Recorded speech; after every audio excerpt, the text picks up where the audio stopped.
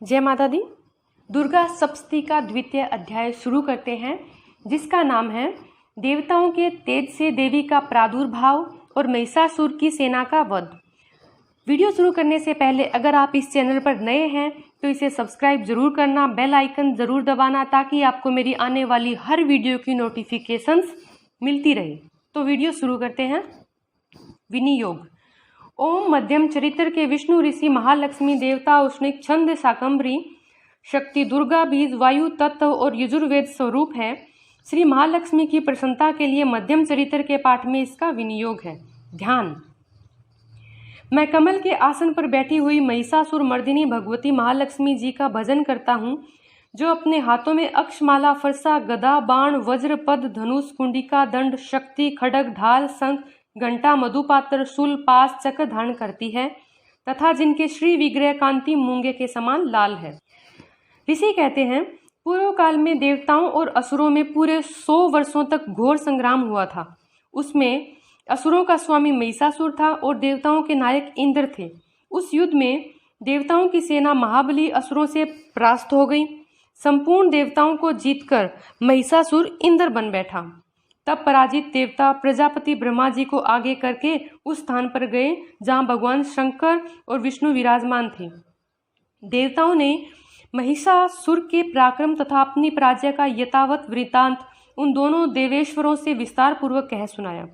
वे बोले, भगवान, महिषासुर सूर्य, इंद्र, अग्नि, वायु, चंद्रमा, यम, वरुण तथा अन्य देवताओं के भी अधिकार छीनकर स्वयं ही सबका अधिष्ठाता बन बैठा है। उस दुरात्मा महिष ने समस्त देवताओं को स्वर्ग से निकाल दिया है। अब वे मनुष्यों की भांति पृथ्वी पर विचरते हैं। दैत्यों की यह सारी करतूत हमने आप लोगों से कह सुनाई। अब हम आपकी शरण में आए हैं, उसके वध का कोई उपाय सोचिए। इस प्रकार देवताओं के वचन सुनकर भगवान विष्णु और शिव ने दैत्यों पर बड़ा क्रोध किया। उनकी भौहें तन गई और मुंह टेढ़ा हो गया। तब अत्यंत कोप में भरे हुए चक्रपाणी श्री विष्णु के मुख से एक महान तेज प्रकट हुआ। इसी प्रकार ब्रह्मा, शंकर तथा इंद्र आदि अन्य देवताओं के शरीर से भी बड़ा भारी तेज निकला। वह सब मिलकर एक हो गया। महान तेज का वह पुंज ज्वाल्यमान पर्वत सा जान पड़ा। देवताओं ने देखा, वहां उसकी ज्वालाएं संपूर्ण दिशाओं में व्याप्त हो रही हैं। संपूर्ण देवताओं के शरीर से प्रकट हुए उस तेज की कहीं तुलना नहीं थी। एकत्रित होने पर वह एक नारी के रूप में परिणत हो गया और अपने प्रकाश से तीनों लोकों में व्याप्त जान पड़ा। भगवान शंकर का जो तेज था, उससे उस देवी का मुख प्रकट हुआ। यमराज के तेज से उसके सिर में बाल निकल आए। श्री विष्णु भगवान के तेज से उसकी भुजाएं उत्पन्न हुई। चंद्रमा के तेज से दोनों सतनों का, इंद्र के तेज से मध्य भाग का प्रादुर्भाव हुआ, वरुण के तेज से जंगा पिंडली तथा पृथ्वी के तेज से नितंब भाग प्रकट हुआ। ब्रह्मा के तेज से दोनों चरण, सूर्य के तेज से उनकी अंगुलियां हुई, वसुओं के तेज से हाथों की अंगुलियां और कुबेर के तेज से नासिका प्रकट हुई। उस देवी के दान प्रजापति के तेज से और तीनों नेत्र अग्नि के तेज से प्रकट हुए थे। उसकी भौहें संध्या के और कान वायु के तेज से उत्पन्न हुए थे। इसी प्रकार अन्य देवताओं के तेज से भी उस कल्याणमयी देवी का आविर्भाव हुआ। तदंतर समस्त देवताओं के तेज पुंज से प्रकट हुई देवी को देखकर महिषासुर के सताए हुए देवता बहुत प्रसन्न हुए। पिनाकधारी भगवान शंकर ने अपने शूल से एक शूल निकालकर उन्हें दिया। फिर भगवान विष्णु ने भी अपने चक्र से चक्र उत्पन्न करके भगवती को अर्पण किया। वरुण ने भी शंख भेंट किया। अग्नि ने उन्हें शक्ति दी। वायु ने धनुष बाण से भरे हुए 2 तरकस प्रदान किए। सहस्त्र नेत्रों वाले देवराज इंद्र ने अपने वज्र से वज्र उत्पन्न करके दिया और एरावत हाथी से उतारकर एक घंटा भी प्रदान किया। यमराज ने कालदंड से दंड, वरुण ने पाश, प्रजापति ने सफ्टी काक्सी माला, ब्रह्मा जी ने कमंडलू भेंट किया। सूर्य ने देवी के समस्त रोम कुंभों में अपनी किरणों का तेज भर दिया। काल ने उन्हें चमकती हुई ढाल और तलवार दी। क्षीर समुद्र ने उज्जवल हार तथा कभी जीर्ण न होने वाले 2 दिव्य वस्त्र भेंट किए। साथ ही उन्होंने दिव्य चूड़ामणि, 2 कुंडल, कड़े, उज्जवल अर्धचंद्र, सब बाहुओं के लिए केयूर, दोनों चरणों के लिए निर्मल नूपुर, गले की सुंदर हंसली और सब अंगुलियों में पहनने के लिए रत्नों की बनी अंगूठियां भी दी। विश्वकर्मा ने उन्हें अत्यंत निर्मल फरसा भेंट किया। साथ ही अनेक प्रकार के अस्त्र और अभेद कवच दिए। इनके सिवा मस्तक और वक्ष स्थल पर धारण करने के लिए कभी ना कुम्हलाने वाले कमलों की मालाएं दी। जलधि ने उन्हें सुंदर कमल का फूल भेंट किया। हिमालय ने सवारी के लिए सिंह तथा भांति भांति के रत्न समर्पित किए। धनाध्यक्ष कुबेर ने मधु से भरा पान पात्र दिया।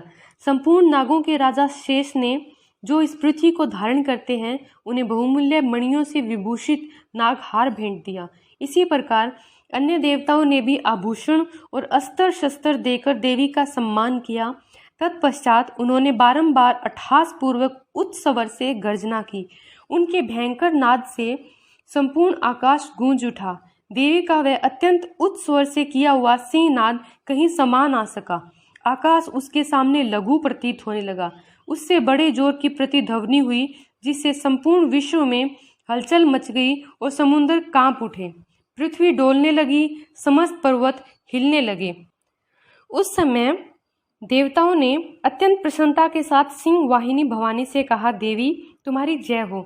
साथ ही महर्षियों ने भक्ति भाव से विनम्र होकर उनका स्तवन किया। संपूर्ण त्रिलोकी को शोभग्रस्त देख दैत्यगण अपनी समस्त सेनाओं को कवच आदि से सुसज्जित कर हाथों में हथियार ले सहसा उठकर खड़े हो गए। उस समय महिषासुर ने बड़े क्रोध में आकर कहा, आह यह क्या हो रहा है। फिर वह संपूर्ण असुरों से गिरकर उस सिंहनाद की ओर लक्ष्य करके दौड़ा और आगे पहुंचकर उसने देवी को देखा, जो अपनी प्रभा से तीनों लोकों को प्रकाशित कर रही थी। उनके चरणों के भार से पृथ्वी दबी जा रही थी, माथे के मुकुट से आकाश में रेखा से खींच रही थी तथा वे अपने धनुष की टंकार से सातों पातालों को शुद्ध किए देती थी। देवी अपनी हजारों भुजाओं से संपूर्ण दिशाओं को आच्छादित करके खड़ी थी। तदंतर उनके साथ दैत्यों का युद्ध छिड़ गया। नाना प्रकार के अस्त्र शस्त्रों के प्रहार से संपूर्ण असुर महिषासुर का सेनानायक था, वह देवी के साथ युद्ध करने लगा। अन्य दैत्यों की चतुरंगिणी सेना साथ लेकर चामर भी लड़ने लगा। 60,000 रथियों के साथ आकर उद्गर नामक महादैत्य ने लोहा लिया। 1 करोड़ रथियों को साथ लेकर महाहनु नामक दैत्य युद्ध करने लगा, जिसकी रोएं तलवार के समान तीखे थे। वह असीलोमा नामक महादैत्य 5 करोड़ रथी सैनिकों सहित युद्ध में आ डटा। 60 लाख रथियों से गिरा हुआ बास्कल नामक दैत्य भी उस युद्ध भूमि में लड़ने लगा। परिवारित नामक राक्षस हाथी सवार और घुड़सवारों के अनेक दलों तथा 1 करोड़ रथियों की सेना लेकर युद्ध करने लगा।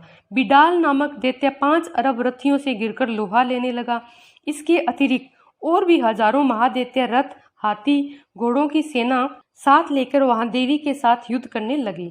स्वयं महिषासुर उस रणभूमि में कोटि कोटि सहस्त्र रथ, हाथी और घोड़ों की सेना से घिरा हुआ खड़ा था।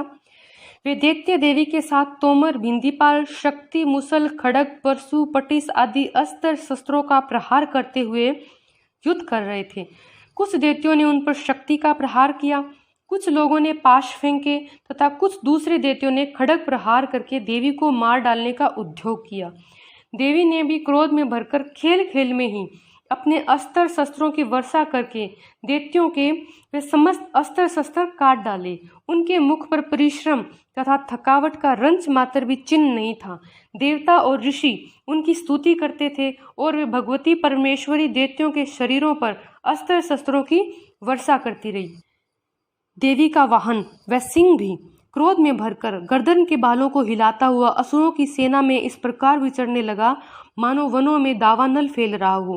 रणभूमि में दैत्यों के साथ युद्ध करती हुई अंबिका देवी ने जितने निश्वास छोड़े, वे सभी तत्काल सैकड़ों हजारों गणों के रूप में प्रकट हो गए और परशु, भिंदीपाल, खड़ग, पट्टिस आदि अस्त्रों द्वारा असुरों का सामना करने लगे। देवी की शक्ति से बढ़े हुए वे गण असुरों का नाश करते हुए नगाड़ा और शंख आदि बाजे बजाने लगे। उस संग्राम महोत्सव में कितने ही गण मृदंग बजा रहे थे।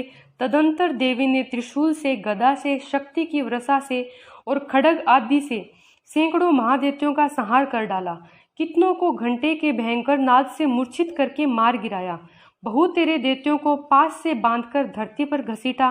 कितने ही दैत्य उनकी तीखी तलवार की मार से 2-2 टुकड़े हो गए। कितने ही गदा की चोट से घायल हो धरती पर सो गए।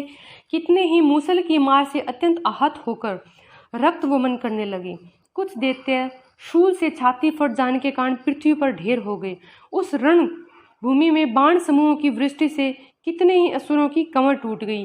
बाज की तरह झपटने वाले देव पीड़क दैत्यगण अपने प्राणों से हाथ धोने लगे। किन्हीं की बाहें छिन्न भिन्न हो गई, कितनों की गर्दनें कट गई, कितने ही दैत्यों के मस्तक कट कट कर गिरने लगे। कुछ लोगों के शरीर मध्य भाग में ही विदीर्ण हो गए। कितने ही महादैत्य जांघें कट जाने से पृथ्वी, कितनों को ही देवी ने बाह, एक पैर, एक नेत्र वाले करके 2 टुकड़ों में चीर डाला। कितने ही दैत्य मस्तक कट जाने पर गिरकर फिर उठ जाते और केवल धड़ के ही रूप में अच्छे अच्छे हथियार हाथ में ले देवी के साथ युद्ध करने लगते। दूसरे कबंध युद्ध के बाजों की लय पर नाचते थे। कितने ही बिना सिर के धड़ के हाथों में खड्ग शक्ति वृष्टि लिए दौड़ते थे तथा दूसरे दूसरे महादैत्य ठहरो ठहरो यह कहते हुए देवी को युद्ध के लिए ललकारते थे। जहाँ वह घोर संग्राम हुआ वहाँ की धरती देवी के गिराए हुए रथ, हाथी, घोड़े, असुरों की लाशों से ऐसी पट गई थी कि वहाँ चलना फिरना असंभव हो गया था। दैत्यों की सेना में हाथी, घोड़े और असुरों के शरीरों से इतनी अधिक मात्रा में रक्तपात हुआ था कि थोड़ी ही देर में वहाँ खून की बड़ी बड़ी नदियाँ बहने लगीं। जगदम्बा ने असुरों की विशाल सेना को क्षण भर में नष्ट कर दिया। ठीक उसी तरह जैसे तृण और काठ के भारी ढेर को आग कुछ ही क्षणों में भस्म कर देती है, और वह सिंह भी गर्दन के बालों को हिला हिलाकर जोर जोर से गर्जना करता हुआ दैत्यों के शरीरों से मानो उनके प्राण चुने लेता था। वहां देवी के गणों ने भी उन महादैत्यों के साथ ऐसा युद्ध किया जिससे देवतागण उन पर आकाश से फूल बरसाने लगे और उन सब से बहुत संतुष्ट हुए। इस प्रकार महिषासुर की सेना का वध नामक दूसरा अध्याय पूरा हुआ। जय माता दी।